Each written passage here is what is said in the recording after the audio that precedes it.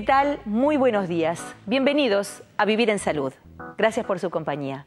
La propuesta en el programa de hoy es interiorizarnos sobre la causa más común de discapacidad intelectual y la alteración genética más importante.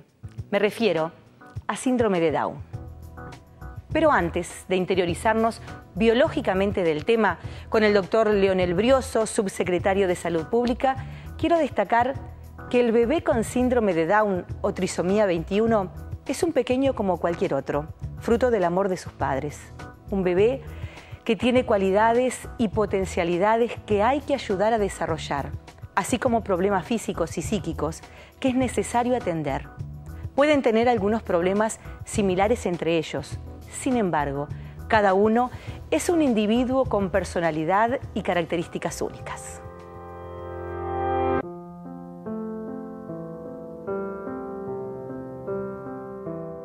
¿Cuántos hijos tienes? 4. 4 hijos. Santiago es el más chiquito, que tiene 6 años, es el que nació con síndrome de Down. Después tengo Natalia de 10 años, Leonardo de 14 años y Camila de 20 años. ¿Cómo lo aceptaron? Mucho más natural que lo aceptamos los adultos y papá y mamá en realidad. Fue un momento que me sorprendieron. Es un momento de shock porque yo me entero en el momento del parto. Es un momento que muchas veces los profesionales que dan la noticia pueden ayudar mucho en ese momento, porque quizás hay un sentimiento de decir, le diga como le diga, es un tsunami, es una noticia muy fuerte.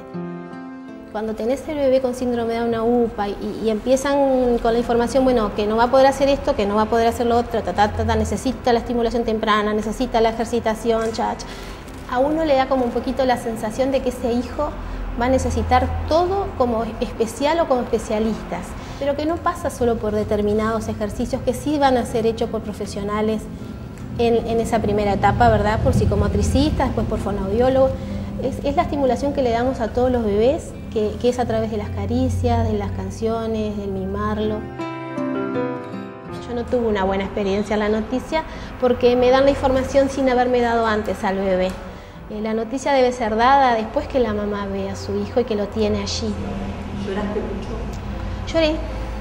Lloré. Creo que es un proceso que va lento, es un proceso que lo tenemos que pasar todas. Lo único que sí siempre destaco y lo converso y fue una reflexión mía personal, porque en realidad es una vivencia mía, es que si yo hubiera sabido en ese momento todo lo que sé hoy, ¿verdad? Si hubiera tenido una información real y lo que es la vivencia de estar con una persona con síndrome de Down, seguramente no hubiera llorado tanto, seguramente no hubiera llorado. Es maravilloso tener un hijo con síndrome de Down como mis otros hijos, ¿verdad? Pero Jessy Toledo es además miembro de la Asociación Down del Uruguay, que tiene como misión dar las herramientas necesarias a quienes tienen el síndrome para que se desarrollen en igualdad de derechos.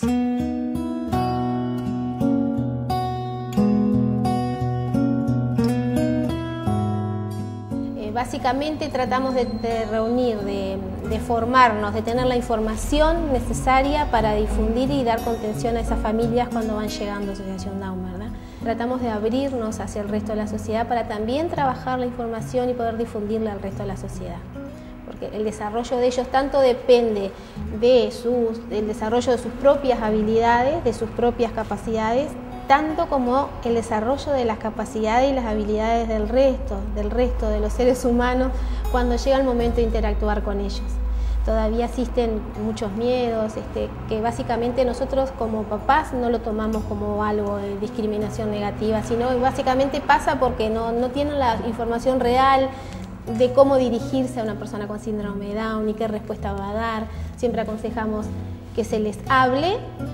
Por una situación de ejemplo, un adulto, papá, mamá o familiar de un chico con síndrome de Down, muchas veces se acerca a alguien y le habla a la mamá o al papá y no a la persona con síndrome de Down, porque como que están esos preconceptos que quizás sí les cuesta quizás entender, pero en una conversación o en una pregunta, ellos van a su vez desarrollando sus habilidades sociales cuando tienen la experiencia. Las personas con síndrome de Down aprenden mucho por la vivencia de ese aprendizaje, ¿verdad?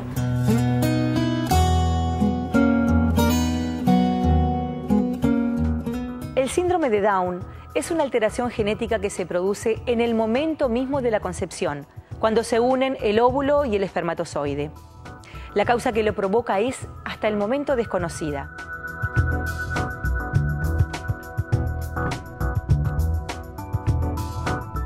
Doctor, ¿hablamos desde su puesto desde el Ministerio de Salud Pública o como ginecólogo?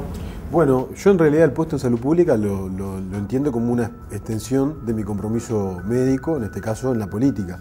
Desde las dos ópticas creo que este tema lo podemos hablar prácticamente de la misma manera. Es la alteración genética o congénita más frecuente, ¿verdad? Con una prevalencia importante, sobre todo en las poblaciones en los dos extremos de la vida, en las mujeres más jóvenes, menores de 18 años, o en las mujeres por encima de los 35 años.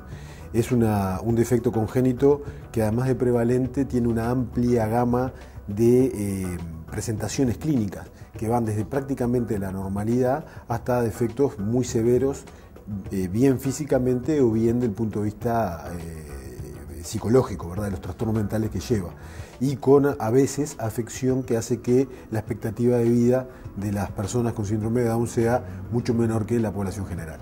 En lo que es personal, yo creo que los defectos congénitos en general y el respeto y la inclusión en el núcleo familiar y en la sociedad de las personas, de los ciudadanos y las ciudadanas con defectos congénitos, es uno de los rasgos que nos hacen más humanos. En contraposición con la humanidad cuando trató de homogeneizar en un mismo estilo de personas, que nos remeda claramente al nazismo, que fue probablemente el periodo más oscuro de la historia de la humanidad, yo creo que esto es justamente lo contrario.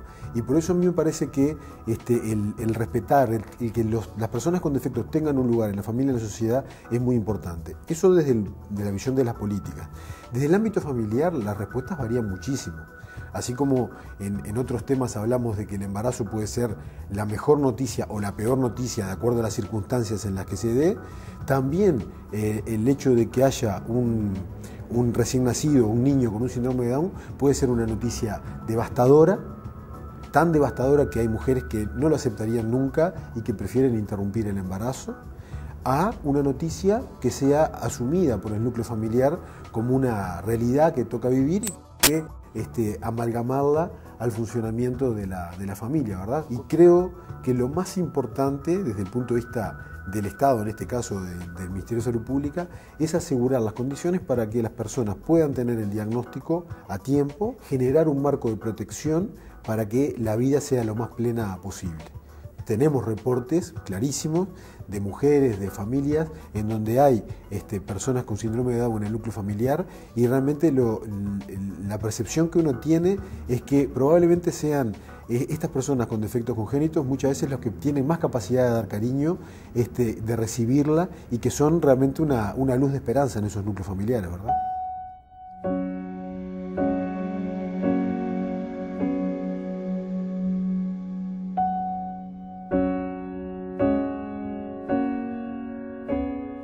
Decimos a los 35 años hay un punto de inflexión, pero no quiero alertar con esto de que la mayoría sea con síndrome de Down. Al contrario, hasta los 40 años la mayoría inmensa de los embarazos son con niños y niñas completamente normales. Luego sí comienza a aumentar paulatinamente las posibilidades de que haya el síndrome de Down. Y lo que se pueden aconsejar son básicamente dos grandes métodos. Unos que son no invasivos, que lo que se hace es sacar sustancias de la sangre de la madre y evaluar con respecto a las características de la edad, esas sustancias, que son hormonas fundamentalmente, y se vincula muchas veces con un estudio ecográfico que se hace a la semana 12 que se llama translucencia nucal, y en esos casos se ve si se recomienda o no la amniocentesis. Y hay otros colegas que prefieren hacer la amniocentesis o incluso la producción vellocitaria, que tiene algunos riesgos mayor que la amniocentesis, pero que al hacerse más precozmente en el embarazo permite que la mujer pueda tomar la decisión en el entorno de su familia si eventualmente hubiera un defecto incompatible con la vida para interrumpir el embarazo. No es el caso en el síndrome de Down, definitivamente no es el caso. Sí, luego hay estudios imagenológicos, sobre todo de la ecografía, a las 20 semanas, que es muy importante porque hay algunos defectos, sobre todo cardiovasculares, que son más frecuentes en el síndrome de Down. Ahí sí se va configurando un pronóstico mucho peor, ¿verdad?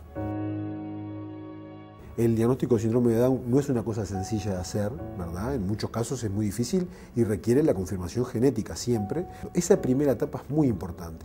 Y ahí los que estamos en primera línea somos los ginecólogos, las parteras, las licenciadas en enfermería, el equipo de salud que rodea a la madre en el primer momento del apego. Luego, si se confirma el diagnóstico, hay que evaluar la respuesta y generalmente es importante que haya un abordaje también desde salud mental, ¿verdad?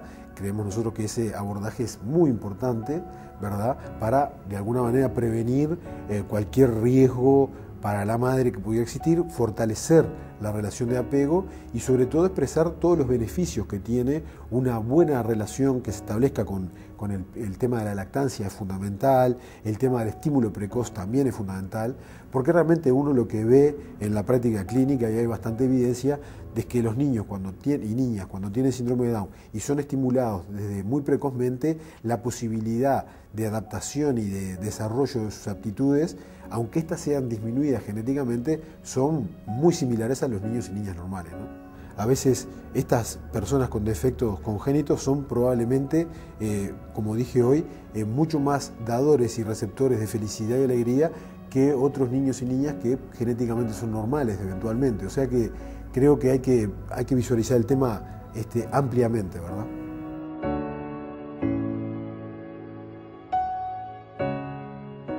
Antes de ir a la pausa les doy la bienvenida a las doctoras que ya están en el living de Vivir en Salud. Ellas van a estar desarrollando principalmente el tema desde el área pediátrica. Buenos días, doctoras. Muy buenos días, Silvana. Bueno, ya estamos acá con la doctora Anabela Santoro, que vamos a estar hablando sobre las principales patologías que padecen estos niños y cómo llegar a un diagnóstico precoz de estas para poder así tratarlas lo más precozmente. Pero todo esto luego de la pausa. El Círculo Católico está compenetrado en la reforma del Sistema Nacional Integrado de Salud y el cumplimiento de las metas del Círculo está en los más altos índices. Esto marca el trabajo que ha hecho el Círculo en todo lo que tiene que ver con las metas, el excelente relacionamiento que tenemos desde la Junta con el Círculo Católico. Por eso para nosotros hoy es un día de regocijo el haber participado de la acreditación de la maternidad en buenas prácticas de alimentación.